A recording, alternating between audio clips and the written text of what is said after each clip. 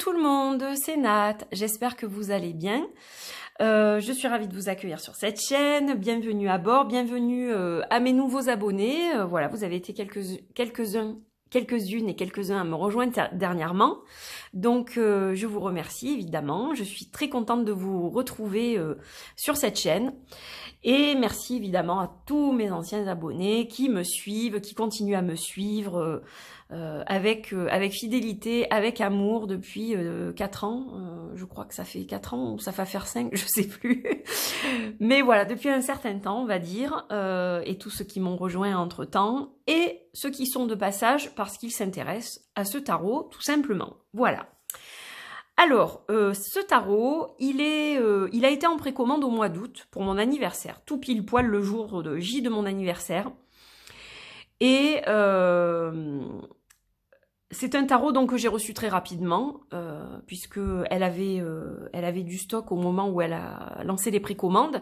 Donc c'est un jeu qui a été en rupture tout de suite. C'est-à-dire qu'elle l'a lancé le samedi, le lundi, il n'y en avait plus. Voilà, donc c'est un jeu qui a été très demandé, qu'il est encore.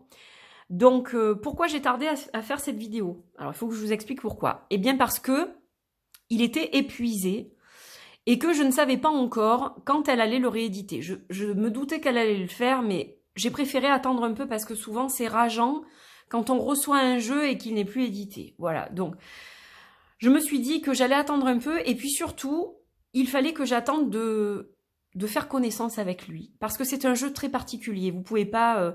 alors vous pouvez faire une unboxing, bien sûr, vous pouvez faire une review. Mais c'est un jeu qui demande quand même un certain travail, une certaine connexion. C'est un jeu qui est très différent du Stunning Tarot qu'elle a créé aussi. Voilà, le Stunning Tarot que j'aime énormément. Je les aime tous les deux. Alors, avant, j'aurais dit, j'ai une préférence pour le Stunning Tarot. Mais aujourd'hui, je peux plus vous dire ça parce que je les aime vraiment tous les deux très fort. Voilà, ils font partie vraiment de mes tarots préférés. Et donc voilà, le Stunning Tarot, c'est celui-ci. D'ailleurs, j'ai mon ami Goliath qui l'a reçu et qui devrait faire une vidéo bientôt. Voilà, il m'a dit qu'il allait faire une vidéo bientôt. Donc, je vous invite à regarder sur sa chaîne. Il devait faire un walkthrough de ce jeu. Et je pense que ça va être assez intéressant d'avoir aussi son avis là-dessus. Je me languis d'avoir son avis là-dessus. Et sur celui-ci, parce que moi je lui ai offert celui-ci. Et en fait, il a eu le même... comment dire, la même réflexion que moi. C'est-à-dire que c'est un jeu très intuitif, mais qui demande justement à développer la connexion avec lui et... à faire un certain travail quand même. Voilà, donc je pense qu'il vous fera aussi une vidéo sur ce jeu-là, en anglais, donc bien sûr. Et moi, je vais vous la faire en français aujourd'hui. C'est un peu pour ça aussi que j'ai voulu la faire en français, parce que comme je savais qu'il allait en faire une en anglais, et que à mon avis, elle sera complète. Donc voilà, je me suis dit, moi, je vais la faire en français, comme ça, mon audimat français va comprendre ce que je raconte. Et puis surtout, c'est un jeu qui va être réédité bientôt. Voilà, je sais que fin octobre, donc dans quelques jours maintenant, elle va lancer de nouvelles précommandes pour celui-ci. Celui-ci, ce sera plus tard. Voilà, donc on va s'intéresser à cette 5e édition aujourd'hui. Alors justement, ce que Goliath m'a dit quand il l'a reçu, c'est qu'il avait l'impression que c'était...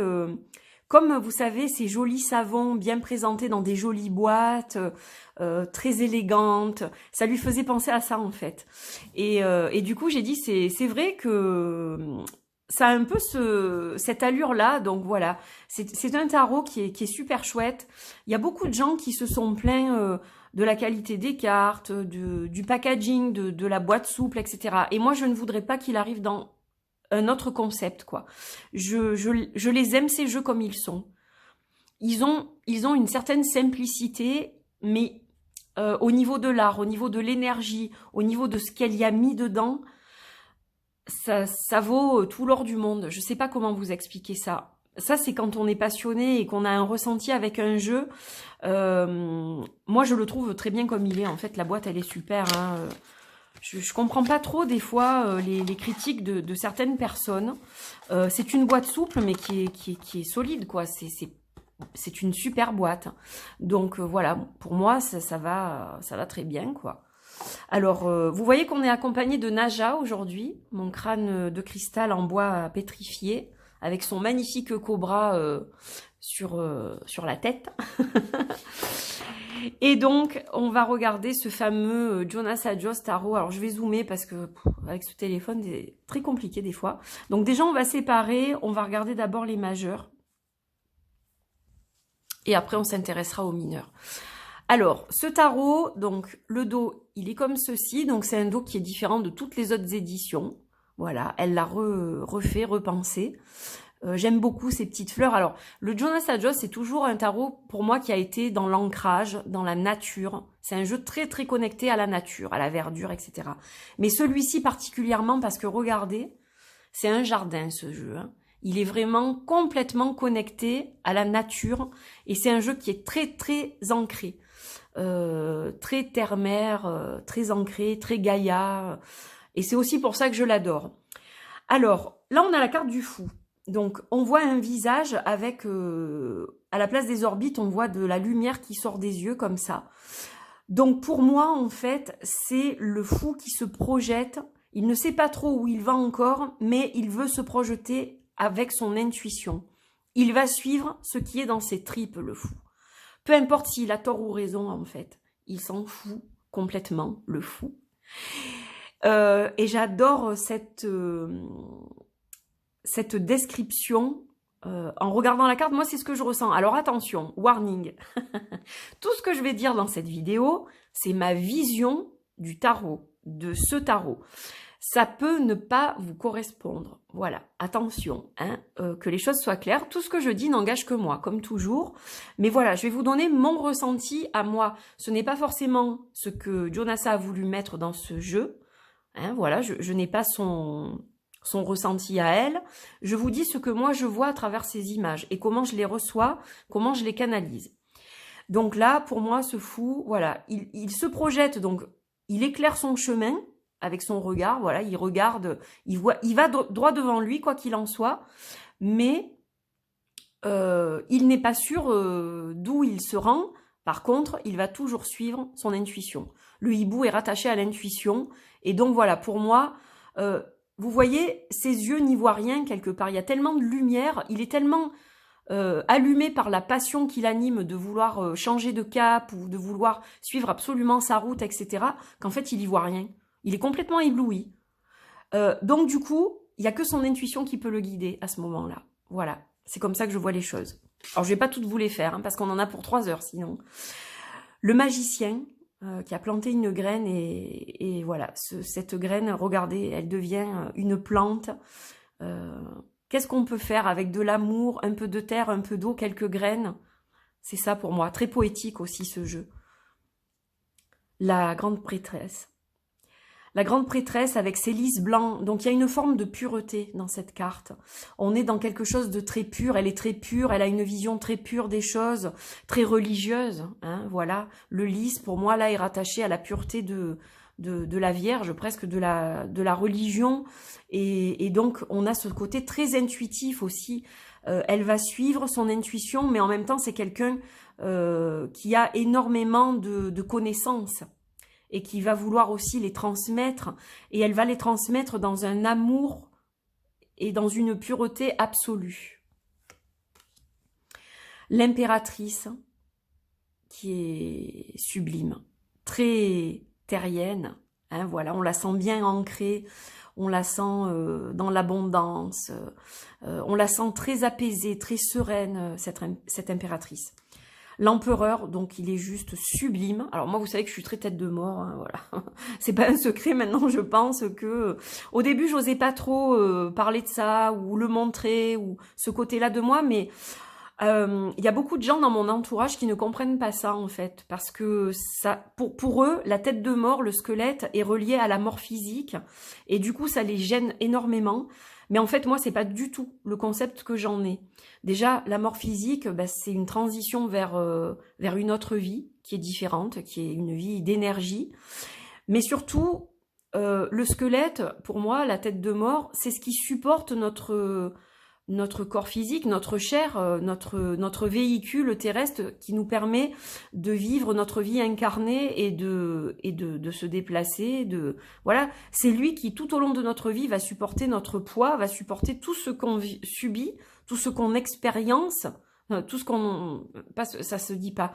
Tout ce qu'on va expérimenter, pardon, c'est des formations avec l'anglais, tout ce qu'on va expérimenter dans la vie. Et du coup... je trouve ça fascinant, voilà. Et moi, je le remercie, mon squelette. Et en fait, je trouve ça beau. Je trouve ça beau. Je ne trouve pas ça macabre, ni ça relié forcément à la mort physique. Voilà. Donc voilà, pour revenir à cet empereur, il est juste sublime. Et puis, on voit qu'il est penché... avec son sceptre qui est droit comme ça, on sent que il a une certaine maîtrise des choses en fait. Voilà, ça se ressent au niveau de l'image, cette maîtrise, ces choses très carrées. Voilà, c'est l'empereur. Il a cette énergie fabuleuse de méthode, d'organisation. On le sent vraiment, on sait que voilà, il est là où il doit être, il fait les choses comme il doit les faire, et voilà, tout est en place, tout est aligné, c'est vraiment comme ça que je le perçois. Alors ensuite, on a le pape, voilà, qui est très sombre, il a un côté un peu sombre, ce pape, je trouve, mais regardez, les herbes s'écartent devant lui, c'est comme s'il avait la science infuse aussi, un peu quelque part, hein, c'est comme ça que je le vois. Et puis voilà, on a il tient dans sa main un bol avec cette espèce de fumée qui s'échappe. Donc très très connecté à l'enseignement, lui aussi, aux soins. Moi je le vois comme un guérisseur, ce pape-là, comme un chaman un peu. Ah, les amoureux, alors elle est fabuleuse celle-là. Cette carte, elle est juste fabuleuse, ses mains entrelacées, ça me fait penser à une sculpture d'ailleurs, que j'ai vu dans un musée, dans la boutique des musées à Aix-en-Provence. Ça me fait vraiment penser à cette sculpture-là, que je trouve magnifique, de Rodin d'ailleurs, je crois, il me semble, si je dis pas de bêtises. Bon voilà, les mains entrelacées, donc là on a la relation amoureuse, charnelle, donc on a tout ce qui est sexuel aussi pour moi, là vraiment, avec les fleurs autour comme ça, le développement de la sexualité entre deux personnes. Et puis on a aussi cette notion, de choix, puisque on a une main verte, une main jaune, et donc là on va avoir deux choix de couleurs. Donc on a vraiment cette notion de choisir, de prendre une décision pour aller dans une direction ou une autre. Voilà. Le fou, alors le fou, n'importe quoi. Ça va pas, Nat. Pardon. Non, mais parce que c'est vrai que la position et de regarder comme ça vers le ciel, quelque part, il a un peu la position du fou. Mais en fait, c'est le chariot. Le chariot, donc on voit deux... Alors, je la trouve très intéressante, cette carte-là, puisque on a deux personnes qui sont dans une position physique complètement différente. C'est-à-dire que là, on a quelqu'un qui a les bras en arrière, qui veut aller de l'avant, qui regarde vers l'avenir, qui veut avancer. On sent une forme de progression. Et puis là, on a quelqu'un qui observe le ciel, mais sans avancer par contre. Voilà, cette personne-là, elle est allongée et elle réfléchit, la tête dans les étoiles. Donc on a vraiment une notion d'un chariot qui avance, mais qui avance à son rythme. Voilà. Qui suit le flot, hein, c'est pas quelque chose qui va aller très vite. Alors après, évidemment, avec les autres cartes alentour, la carte va prendre toute sa dimension. Mais là, on a vraiment cette notion de deux, comme les deux chevaux qui ne regardent pas dans la même direction. Là, vous avez vraiment cette notion de deux perceptions différentes, en fait, des choses. Voilà. La justice, donc là, il faut trancher. Hein. Voilà, la justice, elle tranche. Elle va dans le vif, tout simplement. L'ermite, juste sublime, c'est une de mes cartes préférées du jeu, avec ce papillon. Voilà, c'est juste sublime, l'ermite. L'ermite, le papillon, la transition. Hein, l'ermite, il a besoin de faire une transition, de se replonger dans son intériorité pour retrouver sa lumière intérieure et pouvoir avancer par la suite et voilà, explorer de nouveau le monde, etc. Il a besoin de se retrancher, de s'isoler, etc. Et là, on a vraiment cette notion-là, je trouve, sublime. La roue de fortune. Alors, elle est très particulière, celle-ci, hein. La roue de fortune, donc la roue tourne. Bon, là, c'est un peu tard. Mais en fait, on a l'âme, on a l'impression que c'est l'âme qui s'envole. Et donc, justement, on a cet effet de mort physique quelque part. Mais l'âme est toujours là. La roue tourne, on va vivre autre chose, on va expérimenter autre chose. Elle a vraiment une notion très particulière, cette carte-là. La force, sublime. On s'accroche aux branches, là, hein, un peu. Voilà. Alors, le personnage est dénudé, donc vulnérable, mais sa force est à l'intérieur, en fait. Voilà. Là, on sent une vulnérabilité au niveau de la force physique, et c'est comme si tout était à l'intérieur. Le pendu, alors, voilà. Le pendu, l'ermite, le pendu, 2 cartes magnifiques. Là, on a le papillon qui est en train de sortir de sa chrysalide. Donc, on est dans l'attente. Parfois, il faut attendre. Parfois, il faut patienter pour créer quelque chose de beau, par exemple, ou pour qu'un projet se développe. Ou il y a des tas de choses pour lesquelles le pendu résonne de cette façon-là.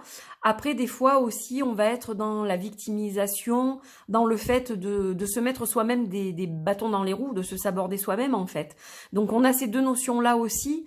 Mais bon, il ne peut pas sortir, pour moi, plus vite que ce qu'il faut, quoi. Il faut qu'il se développe pour pouvoir sortir et ensuite s'épanouir et s'envoler, prendre son envol. Donc, voilà. Pour moi, elle évoque vraiment cette notion-là. La mort, bon ben là, voilà, hein, on a un corps, là encore, dénudé dans la nature, au cœur de la nature. Et puis là, on voit que c'est comme si les herbes étaient mortes, mais regardez, tout au-dessus, ça refleurit. Donc voilà, on laisse quelque chose pour quelque chose de nouveau et qui va être très beau, probablement. Voilà. Parfois, il faut savoir se détacher du passé pour aller vers autre chose de nouveau. La rupture est nécessaire, la coupure est nécessaire. C'est aussi le deuil et prendre de nouveau goût à la vie. Voilà. Reprendre goût à la vie, pardon. Je m'exprime pas bien des fois, hein. La tempérance. Alors, on a cette notion de verre presque à moitié vide et à moitié plein, puisque là, on voit bien la couleur du liquide, là, on voit moins. Donc, voilà, l'équilibre, il faut savoir doser, il faut savoir, oui, doser, le juste dosage pour tout dans la vie, que tout soit équilibré. Elle a une notion différente de la justice, bien sûr. Magnifique encore celle-ci. Le diable. Très particulière celle-là, parce que moi je la trouve envoûtante cette carte. On a ce petit rictus comme ça, donc, pardon, un personnage envoûtant, vers qui on va vouloir aller, et qui, quelque part, va incarner toutes les addictions, et tous les blocages aussi, parce que parfois on se complaît dans une zone de confort qui n'en est pas une. Donc c'est vraiment tout à fait ce petit rictus là. Ça m'évoque vraiment ça, ce visage grimaçant. Voilà, on a l'impression que c'est tout beau et que ça nous fait du bien, etc. Mais en fait non, pas du tout. Voilà, et il faut sortir comment dire, de cette prison quelque part. Que ce soit une addiction, que ce soit une vision déformée des choses. Que ce soit une relation toxique, voilà. Pour moi, ça évoque tout ça. Et des choses bien plus dures aussi, hein, bien sûr. La tour, sublime. Sublime, cette tour. Vraiment, là, voilà. Donc, quelque chose qui foudroie comme ça, qui est inattendu, mais pas forcément négative, hein, pour moi. L'étoile.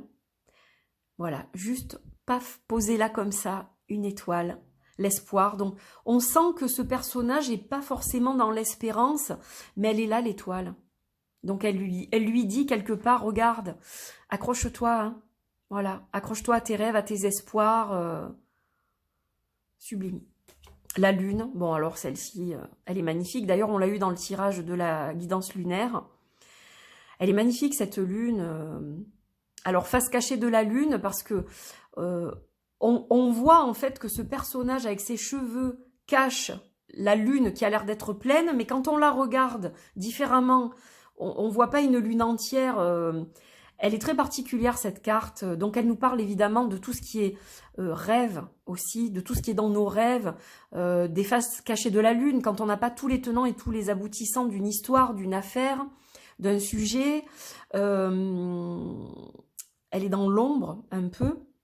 Donc ça, c'est quand nous sommes nous-mêmes dans l'ombre, quand on est entre le cul entre deux chaises, je me répète, je l'ai dit dans la guidance, mais voilà. Moi, c'est vraiment comme ça que je l'aperçois, cette carte-là, et qu'on sait pas trop, on est entre chien et loup, on sait pas trop soit dans quelle direction aller, soit à quelle sauce on va être mangé, hein, c'est un peu ça. Voilà, mais très belle. Le soleil, bon ben très solaire, hein, voilà. Là, j'ai rien d'autre à dire. Cette plante qui pousse grâce au soleil, voilà, c'est la lumière du soleil qui fait qu'elle s'élève comme ça. Donc on est dans l'abondance, dans la joie, dans le partage, le plaisir, toutes ces notions-là. Alors le jugement, très spécial. Là, on est vraiment dans le jugement dernier. Et cette carte, je vais vous dire ce qu'elle m'évoque à moi. Après, sur les mineurs, je pense que je vais moins développer sur les mineurs. Je vais juste vous les montrer. Mais là, on a vraiment fait un gros travail sur les majeurs. Le jugement dernier, c'est-à-dire que voilà, là, la personne, elle est partie, elle n'est plus là, mais on a cette colombe là, comme ça, au-dessus. Et quelque part, j'imagine les gens à son enterrement. Alors, c'est très bizarre ce que je vais vous dire, mais ça n'a aucun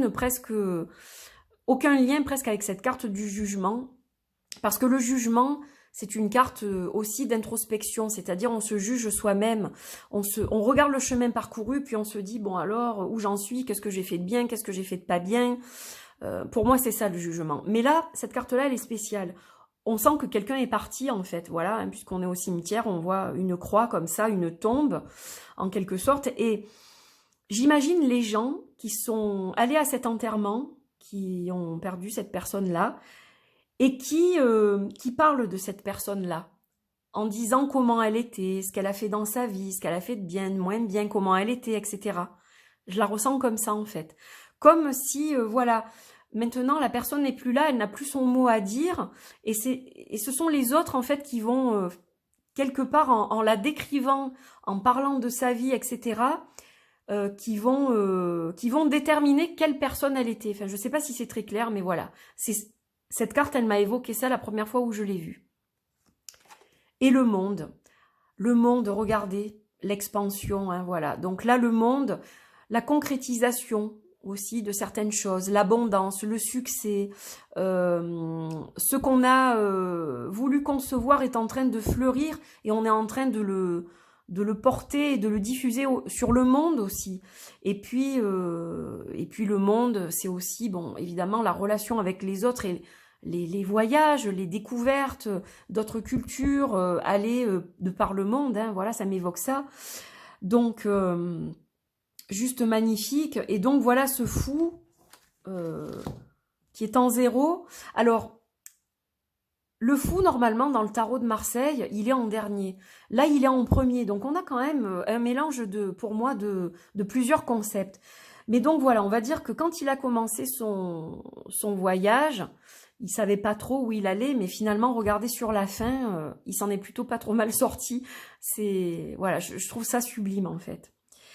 Donc, voilà pour les majeurs. Et puis là, je vais vous montrer les mineurs, mais je ne vais pas rester dessus trop, parce que ça ferait une trop longue vidéo, mais je vais vous les montrer. Donc là, on a les bâtons. Donc, l'as des bâtons. Le 2 des bâtons, qui est sublime.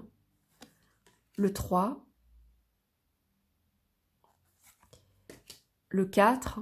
Donc, c'est un moitié pipe deck. C'est pas vraiment un pipe deck pour moi, parce qu'il a quand même des illustrations, on a quand même des personnages.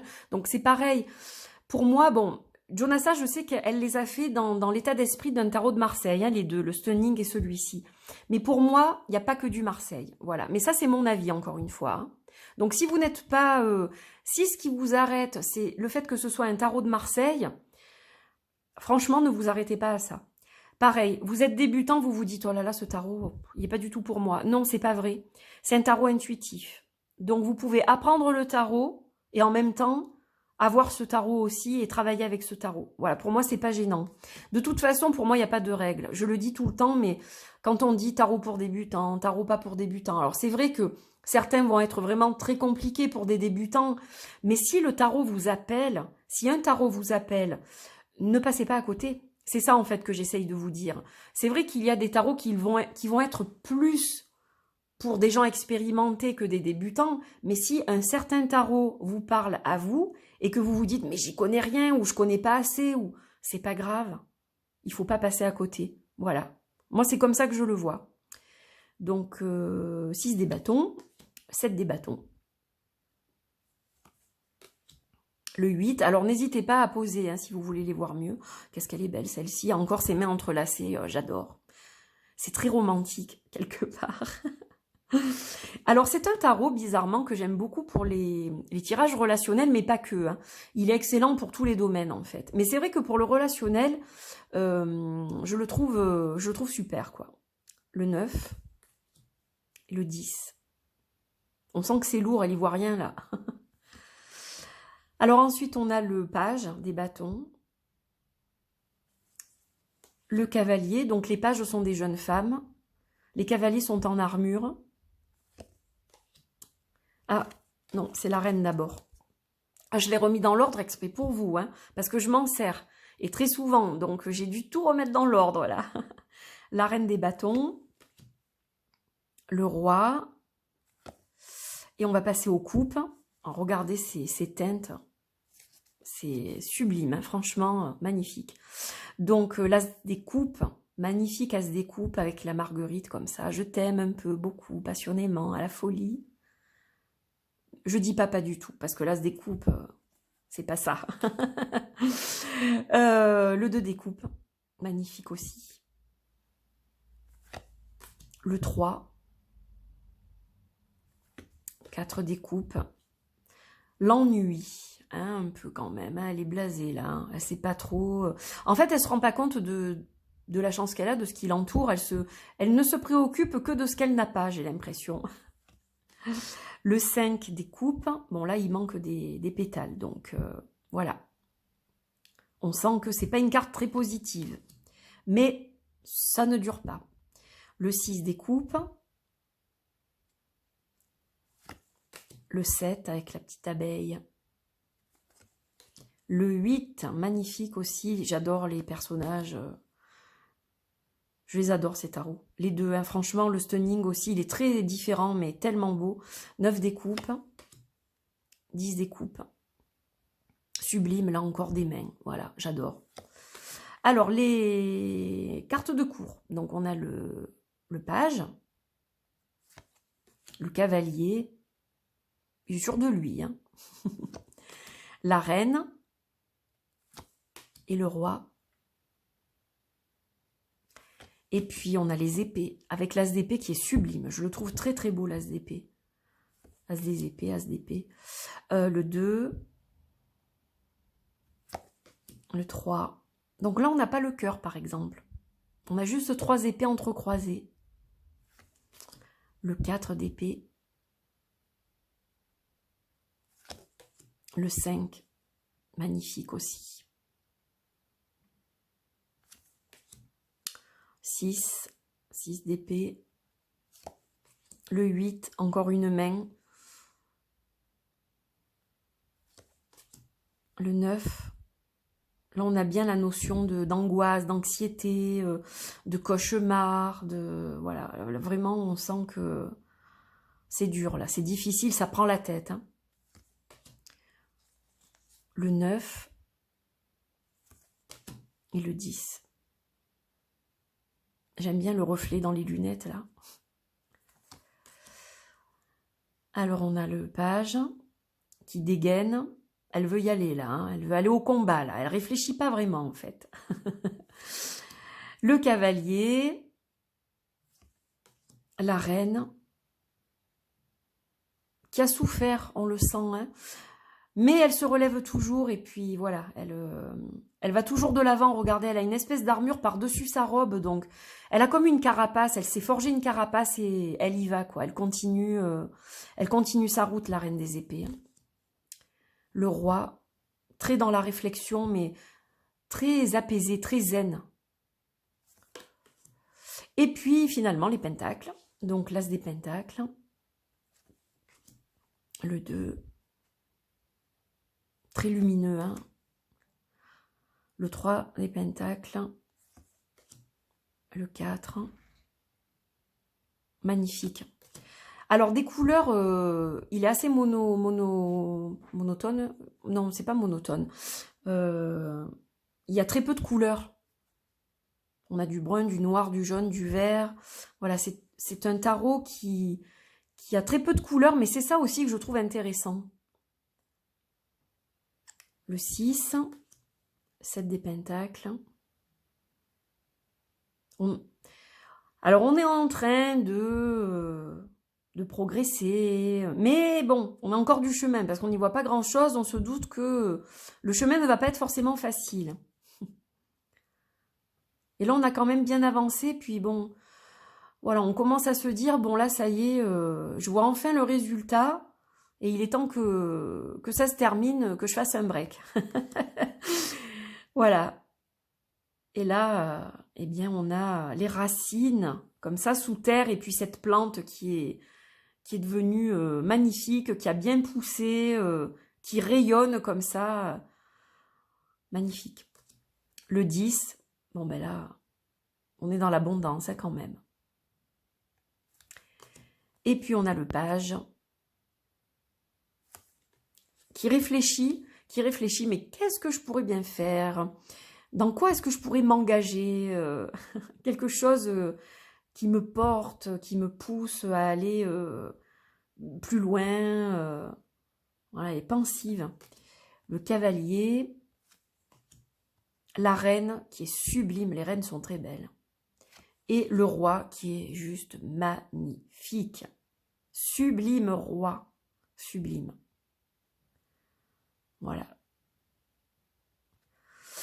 Voilà pour le Jonas Adjust Tarot 5e édition. Bon, voilà, donc c'est vrai que j'ai passé beaucoup de temps sur les majeurs. Je ne savais pas trop quel type de vidéo j'allais vous faire. Mais voilà, au moins vous avez déjà mon ressenti sur les majeurs. Et puis voilà, je vous ai montré les mineurs. Donc je travaille avec tout le tarot, moi. Pas qu'avec les majeurs. Voilà, il me parle dans son entité, on va dire ça comme ça. Hop, je zoome parce que sinon c'est flou. Voilà mes chers amis, donc bientôt ces 2 tarots seront en commande de nouveau. Je passerai le message sur les réseaux parce que voilà, je tiens beaucoup à soutenir Jonasa et son travail. Donc ne vous inquiétez pas, vous serez informés à travers mon Instagram, mon Facebook. Voilà, je vous en reparlerai dès que c'est le moment. J'espère que cette vidéo vous a plu. Je vous embrasse fort. N'hésitez pas à commenter. Vous me dites si vous avez ce tarot, si vous comptez l'avoir, si c'est un tarot qui vous parle pas. Voilà, j'aimerais avoir vos avis. Donc n'hésitez pas. Et puis, si vous n'êtes pas encore abonné et si vous avez apprécié ce contenu, eh ben, c'est le moment de le faire. Vous cliquez sur le petit papillon en bas à droite de l'écran. Vous activez la petite cloche de notification et comme ça, vous saurez chaque fois que je poste une vidéo. Voilà, je vous souhaite une belle fin de journée, ou une belle journée, belle fin de journée, bonne soirée. Je ne sais pas quand cette vidéo va être diffusée parce qu'en ce moment, c'est très long au niveau des téléchargements. Donc voilà, je vous retrouve très vite pour d'autres vidéos. Je vais aussi vous préparer la guidance des énergies de la semaine. J'ai une petite unboxing à faire et ça, je vous en dis pas plus. Et puis voilà, je vous retrouve de toute façon prochainement pour d'autres aventures. De gros bisous, portez-vous bien et à très vite. Bye bye.